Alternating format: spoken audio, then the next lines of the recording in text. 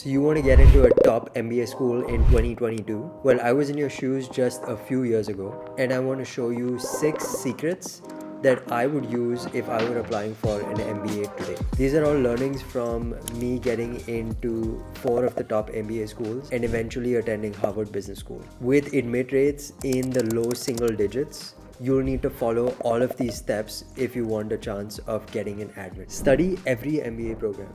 Not all MBAs are the same. What you'll want to do is reach out to recent alumni at a lot of these schools that you're thinking of applying to and figure out what makes them different. What was the vibe like? What was the culture like? What was the actual atmosphere like at these schools? Since an MBA is a pretty general degree, every school's philosophy on how it should be taught and the vibe that the campus should have is very different. I would even recommend going and visiting these schools and sitting in on classes. Yes, you can actually sit in on classes at these MBA programs as a visitor. And this was actually the secret that made me change my philosophy on things and changed my top target school from Stanford to Harvard. When I went in and sat in on a Harvard Business School class, I was just stunned and amazed. That's exactly when I knew that that was the school that I wanted to attend for my MBA.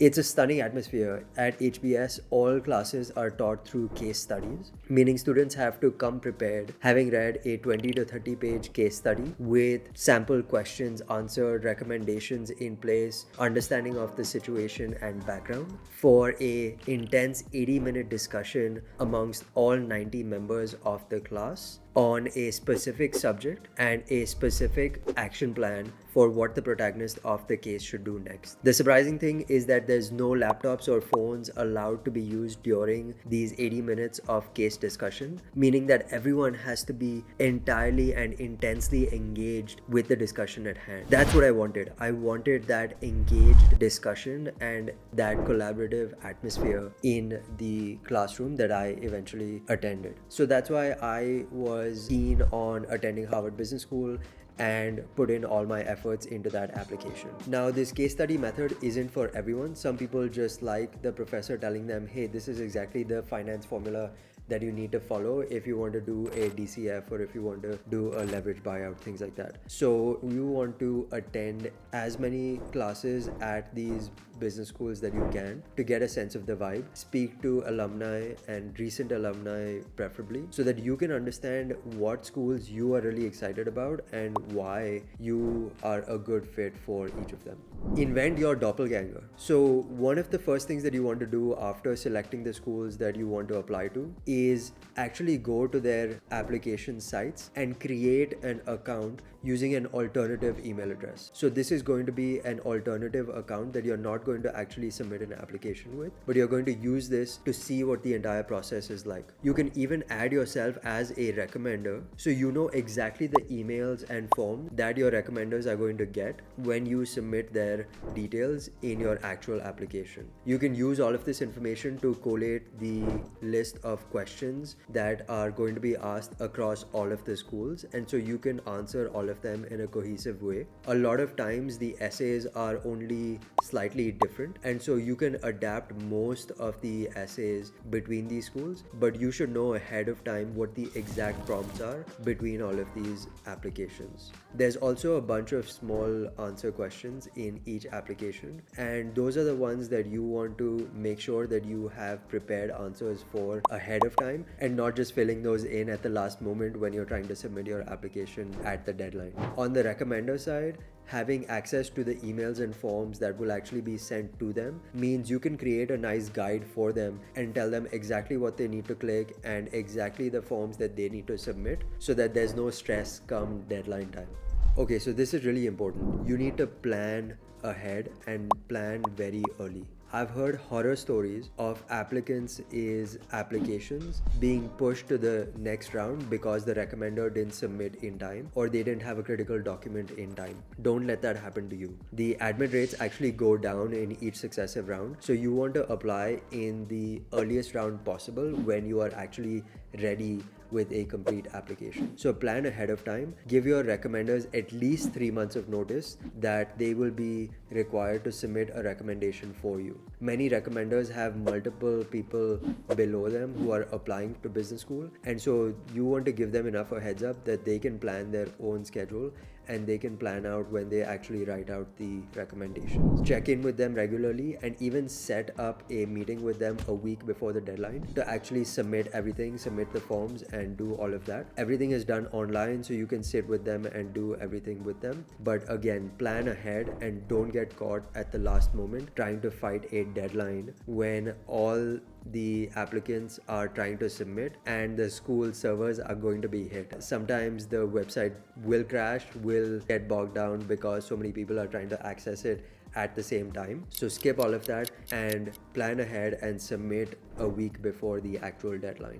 Okay, so do a personal 360. A lot of people would have heard of a 360 feedback process in the workplace where your colleagues, subordinates, superiors, managers, stakeholders are asked for feedback on your performance. What you want to do before you write your essays and application for your MBA is do a personal 360. What this means is reaching out to your parents, family, friends, colleagues, spouse, anyone who knows you at a personal level, and ask them what makes you you, what makes you really unique. So for me personally, when I did this 360 process with the folks around me, what I constantly heard back about was my abnormal organizational skills, my calm demeanor, and my humble sense of self. What this told me was that these things that I almost took for granted and didn't give a second thought about were actually the things that stood out and were the parts of me that were unique.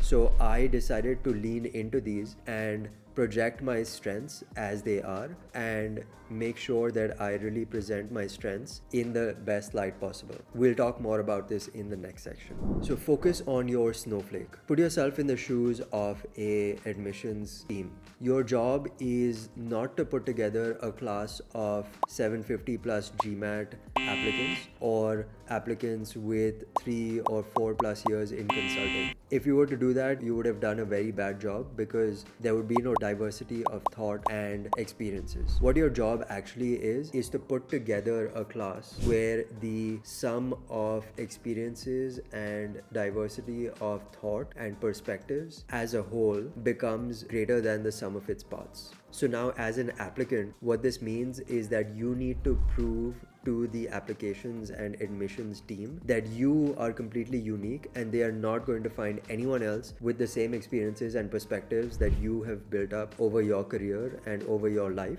in any other applicant. You want to be competing only against yourself and a class of one rather than a pool of thousands of other applicants who might have the same experiences. So definitely lean into your strengths and lean into what makes you unique and what makes you stand out from everyone else in the application pool. And so finally, what you want to do is start your MBA early.